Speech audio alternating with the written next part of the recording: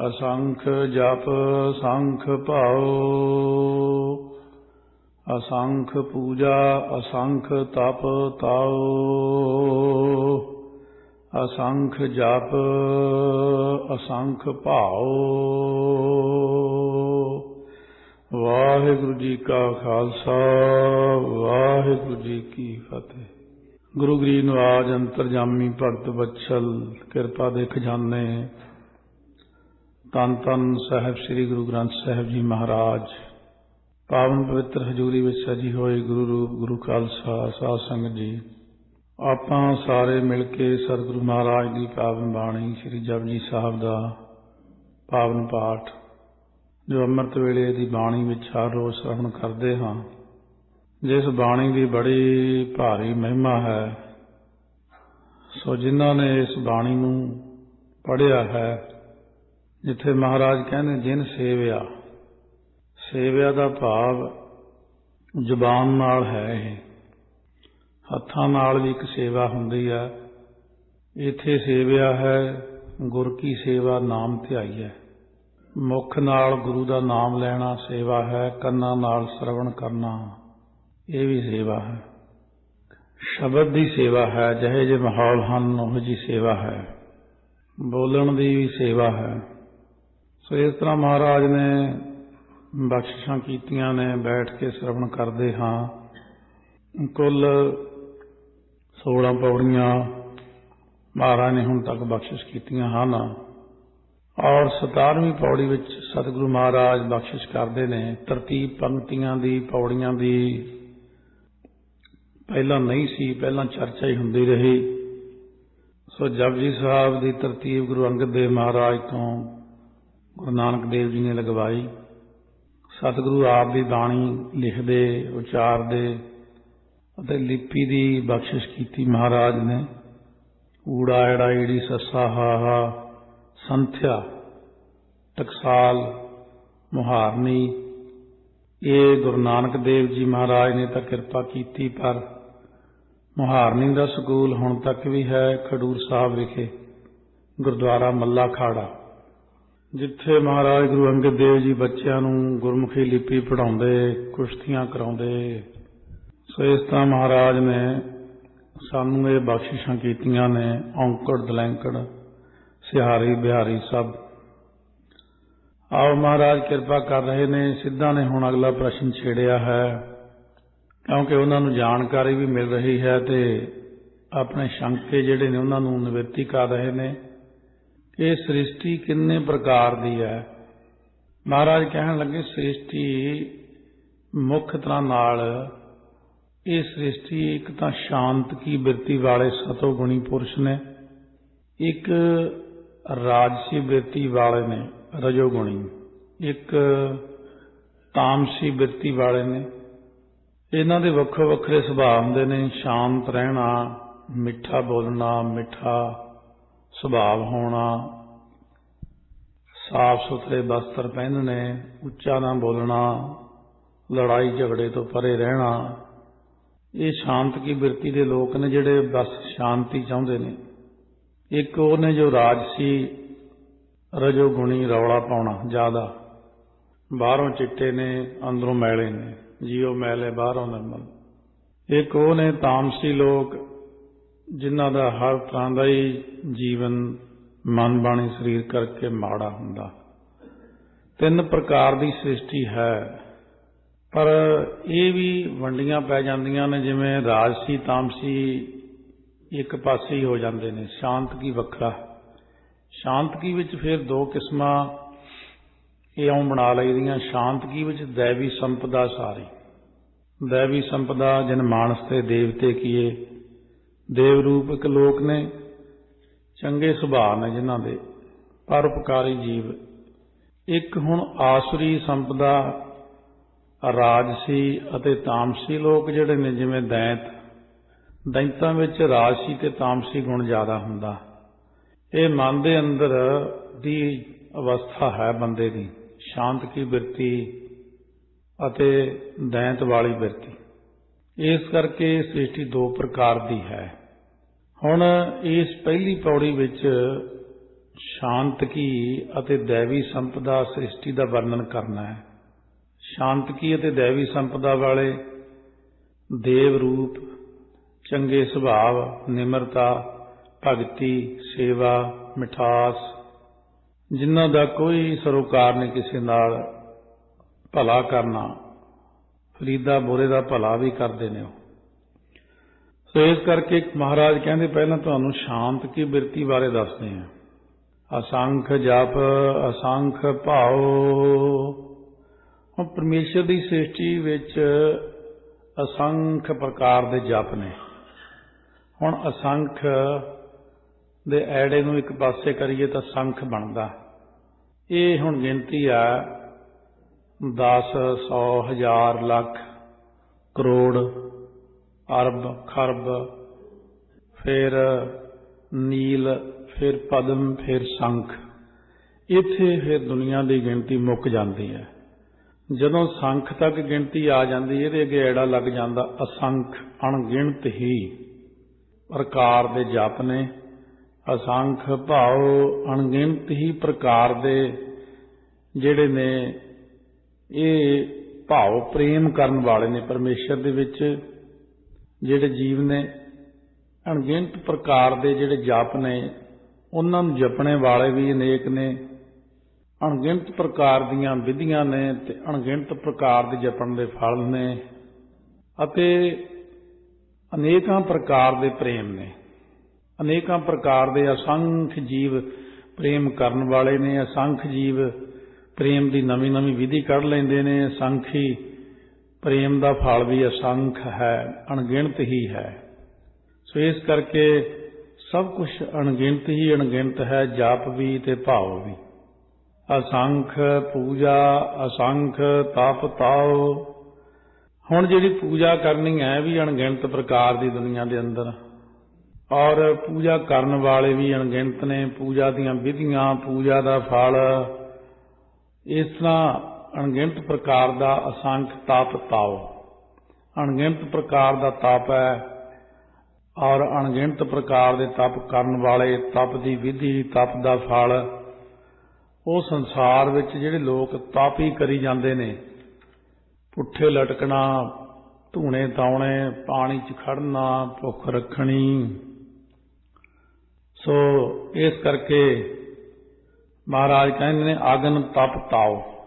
ਜਪਜੀ ਸਾਹਿਬ 'ਚ ਪੜ੍ਹਦੇ ਅਖੀਰ ਤੇ ਜਾ ਕੇ ਤਾਂ ਇਹ ਕਈ ਪ੍ਰਕਾਰ ਦੇ ਜਿਹੜੇ ਨੇ ਸੰਸਾਰ ਦੇ ਅੰਦਰ, ਇਹ ਪਹਿਲੇ ਤਰ੍ਹਾਂ ਦੀ ਸ਼ਾਂਤ ਕੀ ਬਿਰਤੀ ਵਾਲੇ ਲੋਕ ਨੇ ਜੋ ਭਗਤੀ ਕਰਦੇ ਨੇ, ਤਪ ਕਰਦੇ ਨੇ। ਉਹਨਾਂ ਦਾ ਨਿਸ਼ਾਨਾ ਪਰਮੇਸ਼ਰ ਦੀ ਪ੍ਰਾਪਤੀ ਹੁੰਦਾ।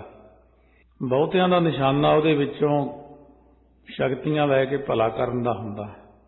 ਇਸ ਕਰਕੇ ਬਹੁਤੇ ਲੋਕ ਇਹਨਾਂ ਵਿੱਚ ਭਲਾ ਲੋਚਦੇ ਨੇ, ਸ੍ਰਿਸ਼ਟੀ ਦਾ ਚੰਗਾ ਕੰਮ ਕਰਨਾ ਲੋਚਦੇ ਨੇ।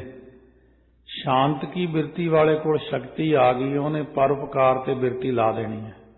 ਜੇ ਦੈਂਤ ਕੋਲ ਸ਼ਕਤੀ ਆ ਗਈ ਤਾਂ ਹਰਨਾਕਸ਼, ਰਾਵਣ, ਕੰਸ, ਨਰੰਗਾ, ਇਹ ਦੈਂਤ ਬਿਰਤੀ ਵਾਲੇ ਇਨਸਾਨ ਜਿਹੜੇ ਨੇ, ਇਹਨਾਂ ਕੋਲ ਜੇ ਸ਼ਕਤੀ ਆ ਵੀ ਜਾਂਦੀ ਤਾਂ ਇਹ ਫਿਰ ਉਸ ਸ਼ਕਤੀ ਦਾ ਉਪਯੋਗ ਉਪਕਾਰ ਤੇ ਨਹੀਂ ਕਰਦੇ, ਕਿਉਂਕਿ ਅੰਦਰਲੀ ਜਦ ਤੱਕ ਬਿਰਤੀ ਨਹੀਂ ਬਣਦੀ ਠੀਕ, ਉਦੋਂ ਤੱਕ ਸ਼ਕਤੀ ਤਾਕਤ ਆਉਣ ਦਾ ਨੁਕਸਾਨ ਹੀ ਹੈ। ਜਿਵੇਂ ਇੱਕ ਵਾਰ ਦੈਂਤਾਂ ਨੇ ਦੇਖਿਆ ਕਿ ਦੇਵਤੇ ਬਹੁਤ ਭਗਤੀ ਕਰਦੇ, ਸਵੇਰੇ ਉੱਠਦੇ ਆ, ਇਹ ਆਪਣਾ ਪਰਮਾਤਮਾ ਦਾ ਭਜਨ ਕਰਦੇ ਆ, ਦਾਨ ਕਰਦੇ ਆ, ਆਪਾਂ ਵੀ ਦੇਵਤੇ ਬਣੀਏ।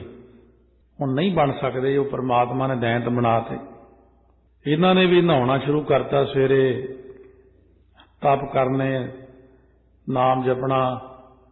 ਦੇਵਤਿਆਂ ਨੇ, ਵੱਡਿਆਂ ਨੇ ਸੋਚਿਆ ਵੀ ਜੇ ਇਹ ਤਪ ਕਰਨ ਲੱਗੇ, ਇਹਨਾਂ ਕੋਲ ਸ਼ਕਤੀ ਆ ਗਈ, ਇਹਨਾਂ ਨੇ ਦੈਂਤਾਕਾਰ ਬਿਰਤੀ ਹੋਣ ਕਰਕੇ ਉਪਕਾਰ ਤਾਂ ਕਰਨਾ ਹੀ ਨਹੀਂ, ਇਹ ਤਾਂ ਪਹਿਲਾਂ ਹੀ ਨਹੀਂ ਮਾਣ ਹੈਗੇ। ਜੇ ਸ਼ਕਤੀ ਆ ਗਈ ਤਾਂ ਫਿਰ ਇਹ ਤਾਂ ਬਹੁਤੇ ਸਿਰ ਚੜ ਜਾਣਗੇ। ਦੇਵਤਿਆਂ ਨੇ ਐਸਾ ਇੱਕ ਕਰਮ ਕੀਤਾ, ਵਿਸ਼ਨੂੰ ਨੇ ਇੱਕ ਅਵਤਾਰ ਧਾਰਿਆ। ਉਹ ਦੈਂਤਾਂ ਦਾ ਪਹਿਲਾਂ ਤਾਂ ਗੁਰੂ ਬਣ ਗਿਆ, ਸ਼ੁਕਰ ਬਣ ਕੇ ਗੁਰੂ। ਫਿਰ ਉਹਨਾਂ ਨੂੰ ਪੁੱਠੀ ਪੱਟੀ ਪੜ੍ਹਾਉਣੀ ਸ਼ੁਰੂ ਕੀਤੀ ਵੀ ਨਹਾਉਣ ਨਾਲ ਕੀ ਫਾਇਦਾ, ਇਹ ਆ ਜਿਹੜਾ ਰਾਮ ਰਾਮ ਕਰਦੇ ਇਹਦਾ ਕੀ ਫਾਇਦਾ। ਪਿੱਛੋਂ ਲੱਗਿਆ ਉਹ ਪੁੱਠੀ ਪੱਟੀ ਪੜਾਉਣ ਉਹ ਦੇਵਤਿਆਂ ਨੂੰ ਦੈਂਤਾਂ ਨੂੰ ਭਾਵ ਵਾਪਸ ਉੱਥੇ ਹੀ ਲਿਆਂਦਾ ਵੀ ਤੁਸੀਂ ਤਾਂ ਉੱਥੇ ਹੀ ਚੰਗੇ ਹੋ। ਜਿਸ ਬੰਦੇ ਦੀ ਬਿਰਤੀ ਦੇਵ ਬਿਰਤੀ ਆ, ਸ਼ਾਂਤ ਕੀ ਬਿਰਤੀ ਆ, ਪਰਮਾਤਮਾ ਭਗਤੀ ਵਿੱਚ ਸਫਲਤਾ ਵੀ ਉਸੇ ਨਹੀਂ ਦਿੰਦਾ। ਜਿਸ ਬੰਦੇ ਦੇ ਅੰਦਰ ਇਹ ਗੱਲ ਆ ਜੇ ਕਿ ਮੈਂ ਜੇ ਸ਼ਕਤੀ ਆ ਗਈ ਫਲਾਣੇ ਨੂੰ ਮਾਰ ਦੇਵਾਂਗਾ, ਫਲਾਣੇ ਲੱਤ ਤੋੜ ਦਿਆਂਗਾ, ਦੁਨੀਆ ਦਾ ਨੁਕਸਾਨ ਕਰ ਦਿਆਂਗਾ, ਉਹਨੂੰ ਪਰਮਾਤਮਾ ਭਗਤੀ ਕਰਨੀ ਨਹੀਂ ਲਾਉਂਦੇ, ਉਹਦੀ ਵਿੱਚੋਂ ਹੀ ਕਰ ਦਿੰਦੇ ਨੇ ਖਤਮ, ਕਿਉਂਕਿ ਉਹਦਾ ਨਿਸ਼ਾਨਾ ਗਲਤ ਹੈ। ਸ਼ਾਂਤ ਕੀ ਬਿਰਤੀ ਹੋਵੇ ਤਾਂ ਵਾਹਿਗੁਰੂ ਦੀ ਕਿਰਪਾ ਹੁੰਦੀ, ਮੈਂ ਪਰਉਪਕਾਰ ਕਰਾਂਗਾ, ਭਲੇ ਕਰਾਂਗਾ। ਇਸ ਕਰਕੇ ਦੈਂਤਾਕਾਰ ਸਰੀਰ ਨਹੀਂ ਹੁੰਦਾ, ਦੈਂਤਾਕਾਰ ਹੁੰਦਾ ਮਨ।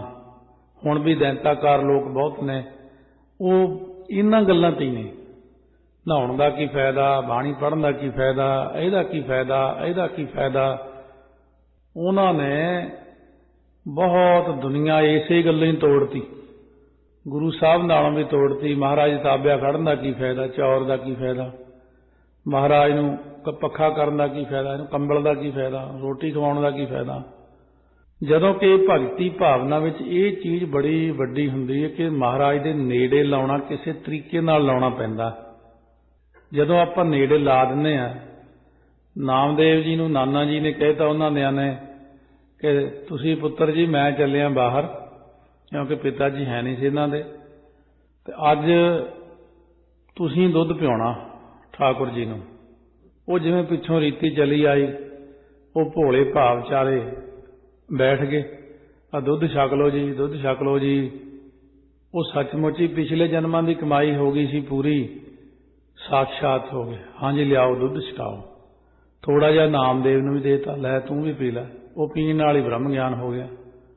ਨਾਨਾ ਜੀ ਨੇ ਆ ਕੇ ਪੁੱਛਿਆ, ਹਾਂ ਉਹ ਤੋਂ ਦੁੱਧ ਪਿਆਇਆ ਸੀ? ਕਹਿੰਦੇ ਹਾਂ ਜੀ, ਥੋੜਾ ਜਿਹਾ ਮੈਨੂੰ ਦਿੱਤਾ, ਬਾਕੀ ਆਪ ਹੀ ਲੈ। ਉਹ ਕਹਿੰਦਾ ਇਹ ਕੀ ਕਹਿੰਦਾ?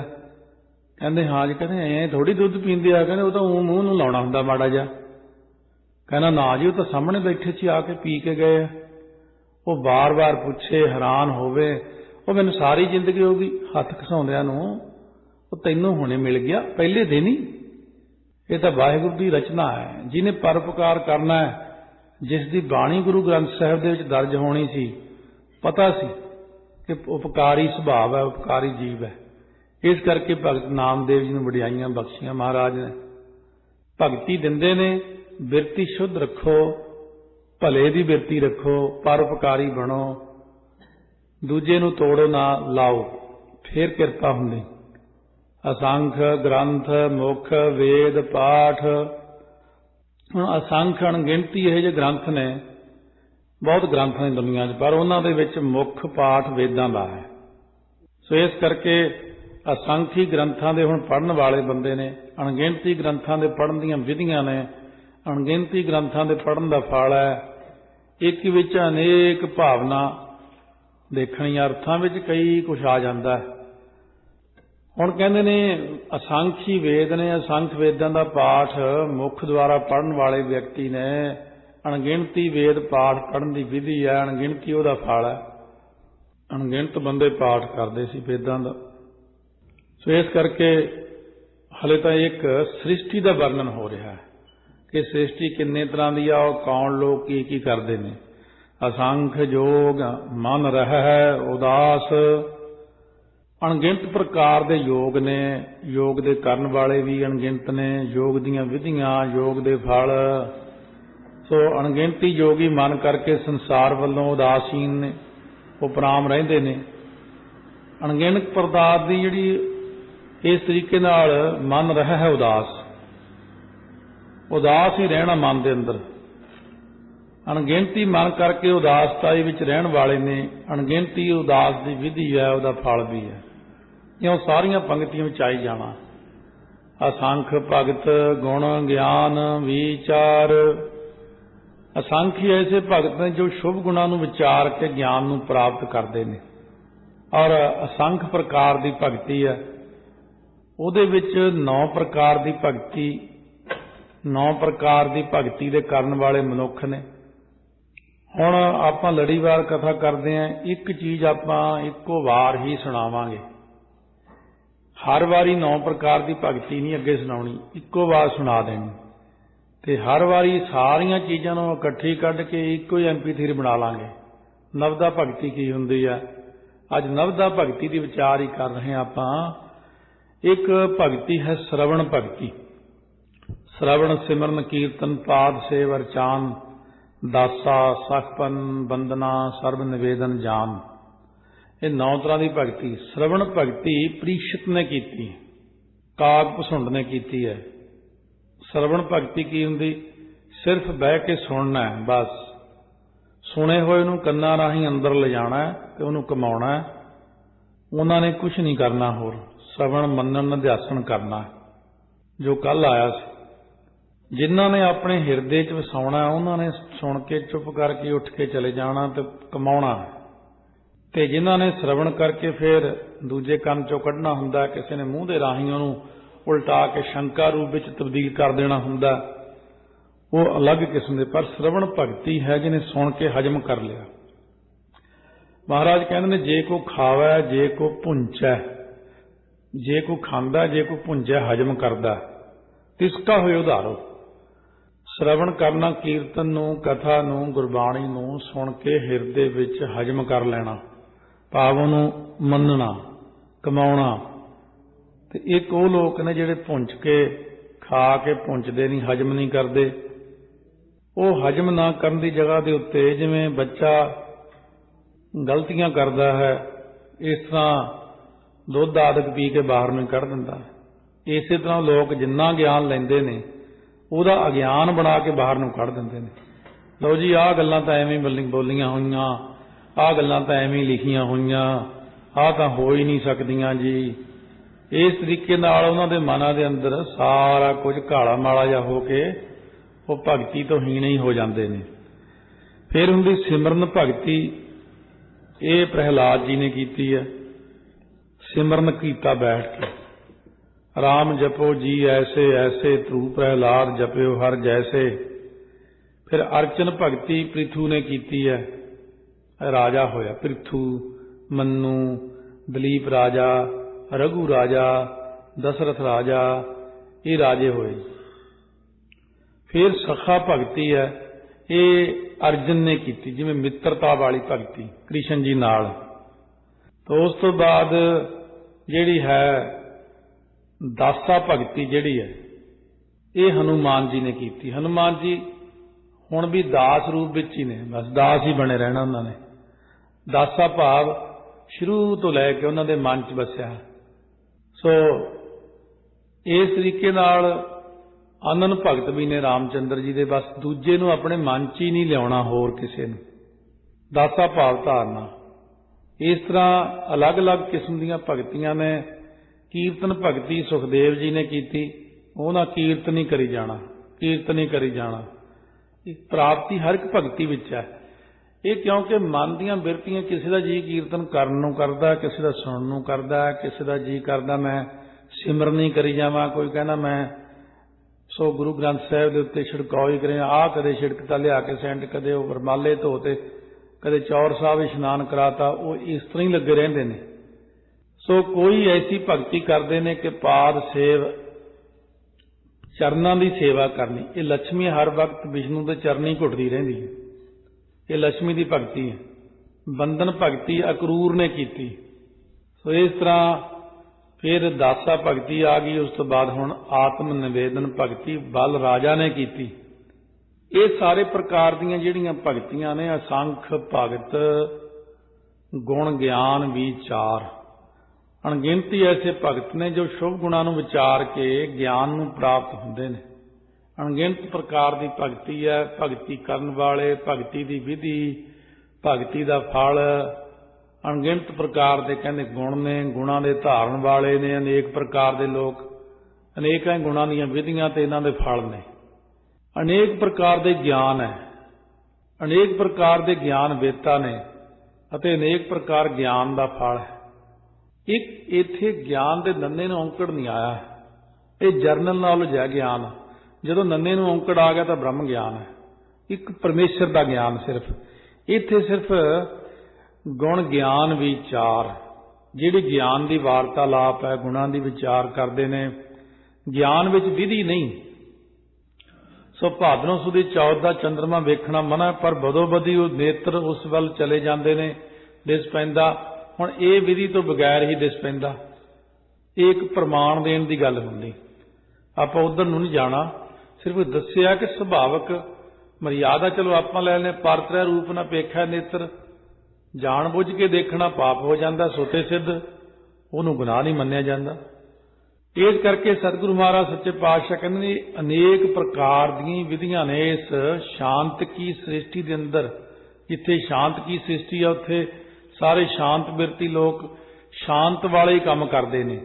ਅਸੰਖ ਸਤੀ ਅਸੰਖ ਦਾਤਾਰ, ਅਣਗਿਣਤ ਪ੍ਰਕਾਰ ਦਾ ਸਤ ਹੈ ਤੇ ਅਣਗਿਣਤ ਪ੍ਰਕਾਰ ਦੇ ਸਤ ਦੇ ਧਾਰਨ ਵਾਲੇ ਸਤਵਾਦੀ ਲੋਕ ਨੇ। ਅਣਗਿਣਤੀ ਸਤ ਦੀ ਵਿਧੀ ਤੇ ਅਣਗਿਣਤ ਪ੍ਰਕਾਰ ਦਾ ਫਲ ਹੈ ਉਹਦਾ। ਅਣਗਿਣਤ ਪ੍ਰਕਾਰ ਦੇ ਦਾਤਾਰ ਤੋਂ ਭਾਵ ਦਾਤਾਂ ਨੇ, ਦਾਤਾਂ ਦੇਣ ਵਾਲੇ ਨੇ, ਦਾਤਾਂ ਦੇਣ ਦੀ ਵਿਧੀ, ਦਾਤਾਂ ਦਾ ਫਲ। ਸਤੀਆਂ ਵੀ ਸੰਸਾਰ ਦੇ ਅੰਦਰ ਅਨੇਕ ਪ੍ਰਕਾਰ ਦੀਆਂ। ਸਤੀਆਂ ਦੀ ਵਿਆਖਿਆ ਸੁਣਨੀ ਤਾਂ ਫਿਰ ਉਹ ਪਹਿਲੀ ਸੀਡੀ ਜਪਜੀ ਸਾਹਿਬ ਦੀ, ਉਹਦੇ ਵਿੱਚ ਸਤੀਆਂ ਦੀ ਬਥੇਰੀ ਵਰਣਨ ਕੀਤੇ ਹੋਏ ਨੇ। ਅਸੰਖ ਸੂਰ ਮੋਹ ਪਗਸਾਰ, ਅਣਗਿਣਤੀ ਮਹਾਤਮਾ ਰੂਪੀ ਸੂਰਬੀਰ ਨੇ ਜੋ ਮੂੰਹ ਦੁਆਰਾ ਸਾਰ ਤੋਂ ਭਾਵ ਆਤਮ ਵਸਤੂ ਨੂੰ ਭਖ ਉਚਾਰਨ ਕਰਦੇ ਨੇ। ਅਥਵਾ ਕਹਿੰਦੇ ਸਾਰ ਹੁੰਦਾ ਲੋਹਾ, ਲੋਹੇ ਵਾਂਗ ਕਠਨ ਜੋ ਮੋਹ ਆਦਿਕ ਨੇ ਉਹਨਾਂ ਨੂੰ ਭਖਣ ਕਰਦੇ ਨੇ। ਜੋ ਮੋਹ ਸਾਰਿਆਂ ਨੂੰ ਸਾੜਦਾ ਹੈ ਉਹਨੂੰ ਅਣਗਿਣਤ ਮਹਾਤਮਾ ਰੂਪ ਸੂਰਮੇ ਭਖਣ ਕਰਦੇ ਨੇ। ਅਥਵਾ ਜਿਹੜਾ ਅਣਗਿਣਤ ਐਸੇ ਸੂਰਬੀਰ ਯੋਧੇ ਨੇ ਜੋ ਜੰਗ ਦੇ ਵਿੱਚ ਮੂੰਹ ਉੱਤੇ, ਸਾਰ ਦਾ ਮਤਲਬ ਲੋਹਾ, ਲੋਹੇ ਭਾਵ ਸ਼ਸਤਰਾਂ ਨੂੰ ਭਖ ਹੁੰਦਾ ਸਹਾਰਦੇ ਨੇ। ਕਿਉਂਕਿ ਸੂਰਮੇ ਪ੍ਰਸਾਨੀ ਤਾਂ ਹੁੰਦੇ ਨੇ ਜੇ ਉਹ ਜੰਗ ਭੂਮੀ ਵਿੱਚ ਸ਼ਸਤਰਾਂ ਨੂੰ ਮਾਰ ਕੇ ਆਪ ਵੀ ਸ਼ਸਤਰ ਖਾ ਕੇ ਮਰ ਜਾਣ, ਕੁਰਬਾਨ ਹੋ ਜਾਣ, ਸ਼ਹੀਦ ਹੋ ਜਾਣ। ਉਹ ਬਿਰਤੀ ਵੱਖਰੀ ਹੈ, ਤਮੋ ਗੁਣੀ ਚ ਆ ਜਾਂਦੇ ਨੇ। ਉਹਨਾਂ ਦਾ ਕਰਮ ਹੀ ਐਸਾ ਹੈ। ਸੋ ਰਣ ਦੇਖ ਸੂਰੇ ਚਿੱਤ ਉਲਾਸ, ਜੰਗ ਹੁੰਦਾ ਹੋਵੇ ਸੂਰਮੇ ਦੇ ਡੌਲੇ ਫਰਕਣ ਲੱਗ ਜਾਂਦੇ ਨੇ ਤੇ ਕਾਇਰ ਉੱਥੋਂ ਭੱਜ ਜਾਂਦੇ ਨੇ। ਜਿਹੀ ਜੀ ਬਿਰਤੀ ਹੁੰਦੀ ਹੈ ਉਹ ਉਹੀ ਜੀ ਬਿਰਤੀ ਦਾ ਹੀ ਮਾਲਕ ਹੁੰਦਾ। ਇਸ ਕਰਕੇ ਜਿਹਨੇ ਕੀਰਤਨ ਸਰਵਣ ਕਰਨ ਵਾਲੇ, ਜੇ ਕੀਰਤਨ ਹੁੰਦਾ ਭੱਜ ਕੇ ਆ ਕੇ ਬੈਠ ਜਾਂਦੇ, ਉਹ ਕਹਿੰਦੇ ਮੈਨੂੰ ਤਾਂ ਖਿੱਚ ਲਿਆ ਅੰਦਰ, ਰਹਿ ਹੀ ਨਹੀਂ ਸਕਦੇ ਕੀਰਤਨ ਬਿਨਾ, ਕਥਾ ਬਿਨਾ, ਸਿਮਰਨ ਬਿਨਾ, ਭਗਤੀ ਬਿਨਾ। ਅਲੱਗ-ਅਲੱਗ ਕਿਸਮ ਦੀਆਂ ਬਿਰਤੀਆਂ ਨੇ। ਵਿਆਹ ਸ਼ਾਦੀਆਂ ਤੇ ਰੱਬ ਦੇ ਪਿਆਰੇ ਦੂਰੋਂ ਹੀ ਕਹਿੰਦੇ ਪਰੇ ਹੀ ਚੰਗੇ ਆ, ਉਹੀ ਘਰੇ ਜਾ ਕੇ ਸ਼ਗਨ ਦੇ ਆਵਾਂਗੇ, ਇੱਥੇ ਕਰਨਾ। ਤੇ ਜਿਹੜੇ ਹੁੰਦੇ ਨੇ ਉਹੋ ਜਿਹੇ ਕੰਮਾਂ ਵਾਲੇ ਉਹ ਭੱਜ ਕੇ ਜਾ ਵੜਦੇ ਨੇ ਉੱਥੇ। ਵਾਹ ਬਈ ਵਾਹ, ਇੱਥੇ ਦਾ ਖਾਣ ਪੀਣ ਨੂੰ ਬੜਾ ਸਮਾਨ ਹੈ, ਲੇਟ ਲੇਟ ਜਾਂਦੇ ਆ ਉੱਥੇ। ਬਿਰਤੀਆਂ ਨੇ ਆਪੋ ਆਪਣੀ ਸੰਸਾਰ ਦੇ ਅੰਦਰ। ਮਹਾਰਾਜ ਕਹਿੰਦੇ ਪਰ ਇੱਥੇ ਬਿਰਤੀ ਆਪਾਂ ਸ਼ਾਂਤ ਕੀ ਬਿਰਤੀ ਵਿੱਚ ਹੀ ਚੱਲ ਰਹੇ ਹਾਂ। ਮਹਾਰਾਜ ਦਸਵੇਂ ਪਾਤਸ਼ਾਹ ਨੇ ਕਿਹਾ ਬਚਨ, ਜਿਵੇਂ ਅਸੰਖ ਸੂਰ ਮੋਹ ਪਗਸਾਰ ਤੇ ਉਹ ਕਹਿੰਦੇ ਮੈਂ ਤਾਂ ਮੰਗਦਾ ਹੀ ਪਰਮਾਤਮਾ ਦੇ ਸ਼ਿਵਾ ਬਰ ਮੋਹੇ ਇਹ ਸ਼ੁਭ ਕਰਮਨ ਤੇ ਕਬਹੁ ਨ ਟਰੋ ਨ ਡਰੋ, ਅਰਸੋਂ ਜਬ ਜਾਏ ਲਰੋ ਨਿਸ਼ਚੈ ਕਰ ਆਪਣੀ ਜੀਤ ਕਰੋ, ਅਰ ਸਿਖੋ ਆਪਣੇ ਹੀ ਮਨ ਕੋਏ ਲਾਲ ਛਾਂ ਗੁਣ ਤਾਉ ਚਰੋ, ਜਬ ਆਪ ਕੀ ਔਦ ਨਿਦਾਨ ਬਣਾਏ, ਜਦੋਂ ਜ਼ਿੰਦਗੀ ਦਾ ਅੰਤਮ ਸਮਾਂ ਆਵੇ ਅਤ ਹੀ ਰੰਨ ਮੈਂ ਤਬ ਜੂਝ ਮਰੋ। ਇਸ ਕਰਕੇ ਮਹਾਰਾਜ ਨੇ ਕਿਹਾ ਵੀ ਅਕਾਲ ਪੁਰਖ ਵਾਹਿਗੁਰੂ ਮੈਨੂੰ ਤਾਂ ਇਹ ਬਖਸ਼ਾਂ ਕਰ, ਸ਼ੁਭ ਕੰਮ ਤੋਂ ਨਾ ਟਲਾਂ ਮੈਂ ਕਦੇ। ਜਦੋਂ ਸ਼ੁਭ ਕੰਮ ਹੋਵੇ ਤਾਂ ਮੈਂ ਤਤਪਰ ਹੋ ਜਾਵਾਂ, ਬਸ ਸ਼ੁਭ ਕੰਮ ਹਮੇਸ਼ਾ ਕਰਦਾ ਰਹਾ। ਅਸੰਖ ਮੋਨ ਲਿਵ ਲਾਏ ਤਾਰ, ਅਨੇਕ ਪ੍ਰਕਾਰ ਦੇ ਅਣਗਿਣਤ ਹੀ ਲੋਕ ਨੇ। ਅਨੇਕ ਤਰ੍ਹਾਂ ਦਾ ਪਹਿਲਾਂ ਮੌਨ ਹੀ ਹੈ, ਗੁੰਗ ਮੌਨ, ਜੜ ਮੌਨ, ਕਈ ਤਰ੍ਹਾਂ ਦੇ ਮੌਨ ਆ ਜਾਂਦੇ ਨੇ। ਫਿਰ ਮੌਨ ਦੇ ਧਾਰਨ ਵਾਲੇ ਅਨੇਕਾਂ ਤਰ੍ਹਾਂ ਦੇ ਮੌਨੀ, ਉਹਦੀਆਂ ਵਿਧੀਆਂ, ਉਹਦੇ ਫਲ ਤਰ੍ਹਾਂ ਤਰ੍ਹਾਂ ਦੇ। ਲਿਵ ਲਾਏ ਤਾਰ, ਜੋ ਲਿਵ ਨੂੰ ਲਗਾ ਕੇ ਆਪ ਤਰਦੇ ਨੇ, ਹੋਰਨਾਂ ਨੂੰ ਤਾਰਦੇ ਨੇ। ਅਣਗਿਣਤ ਇਹੋ ਜਿਹੇ ਮੌਨੀਆਂ ਜੋ ਤੇਲ ਧਾਰਾ ਵਾਂਗੂ ਇੱਕ ਰਸ ਲਿਵ ਲਗਾਉਂਦੇ ਨੇ, ਮੌਨ ਰੱਖਦੇ ਨੇ, ਕਿਸੇ ਨਾਲ ਗੱਲ ਨਹੀਂ ਕਰਦੇ। ਇੱਕ ਪਖੰਡੀ ਮੌਨੀ ਵੀ ਹੁੰਦੇ ਨੇ। ਸੋ ਮਹਾਰਾਜ ਕਹਿੰਦੇ ਨੇ ਮੌਨੀ ਹੋਏ ਬੈਠਾ ਇਕਾਂਤੀ ਹਿਰਦੈ ਕਲਪਨ ਗਾਠਾ। ਉਹ ਵੀ ਨੇ, ਜੇ ਹਿਰਦੇ ਵਿੱਚ ਕਲਪਨਾ ਦੀਆਂ ਗੱਠਾਂ ਬੰਨ੍ਹ ਕੇ ਬੈਠ ਜਾਣਾ, ਬੋਲਣ ਨੂੰ ਜੀ ਕਰਦਾ ਪਰ ਬੋਲਦੇ ਨਹੀਂ। ਇਸ ਕਰਕੇ ਸਤਿਗੁਰੂ ਮਹਾਰਾਜ ਸੱਚੇ ਪਾਤਸ਼ਾਹ ਕਹਿੰਦੇ ਨੇ ਕਿ ਅਸੰਖ ਮੌਨ ਲਿਵ ਲਾਏ ਤਾਰ। ਉਹ ਤੇਲ ਧਾਰਾ ਵੱਤ अपनी समाधि ला के बैठे रहंदे ने, चुप रहंदे ने संसार वल्लों, पर सतगुरु कहंदे ने मेरे कानून अनुसार चुप ना होवई जे लाए हां लिवतार। कहंदे ने हुण अंदरों जिहड़ा मन है ना वो नहीं चुप हुंदा, अंदरला मन बोली जांदा, बाहरला मन चुप रहिंदा। इस करके अंतरीव मन नूं चुप कराउणा वड्डी चीज हुंदी है। जदों अंदरों मन चुप हो गया तो वैसे ही हो जाता सारा कुछ। कुदरत कवण कहा विचार, कहते कुदरत की चीज है जो उसके विचार नूं कह सके। अथका कुदरत हुंदी शक्ति, मेरी की शक्ति है जिहड़ा मैं परमात्मा के विचार नूं कह सकां कि विचार के रारे नूं औंकड़ करके परमात्मा का विचार है। एक रारे नूं औंकड़ तो बिना होऊगा तो सारे आम विचार। कवण कहा विचार परमात्मा बारे मेरी की शक्ति, कुदरत भी की उहदी शक्ति नूं कह सकती है। वारिया ना जावा एक बार, कहते वो वाहिगुरु का एक रोम भी मैं कथन नहीं कर सकता, एक वार भी वो तो वारिया नहीं जा सकता। बस मैं तो उस वाहिगुरु नूं निरंकार जी नूं यही बेनती करदा जी, जो तुध भावै साई भली कार। ਉਹਦੇ ਭਾਣੇ ਦੇ ਅੰਦਰ ਰਹਿਣਾ, जो ਤੁਹਾਨੂੰ ਭਾਉਂਦਾ ਉਹੀ ਕਾਰ ਚੰਗੀ। ਰੌਲਾ ਪਾਇਆ ਵੀ ਹੁੰਦਾ ਕੁਝ ਨਹੀਂ। ਕਈ ਲੋਕ देखो अरदासां करते, मेरा आ हटा दो, मेरा ऐ कर दो, मेरा ऐ कर दो।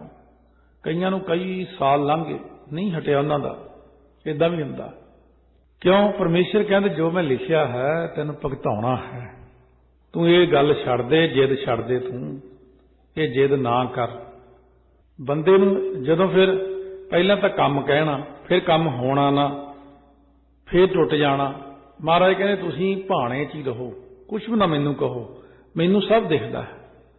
जे तुसीं भगती करी जाओगे तो मैनूं भी दिखदा कि भगत दा आ दर्द हुंदा, भगत नूं आ तकलीफ है। भगत कहंदे जे मैं भुगताता तेरा लेखा मिटा दियांगा।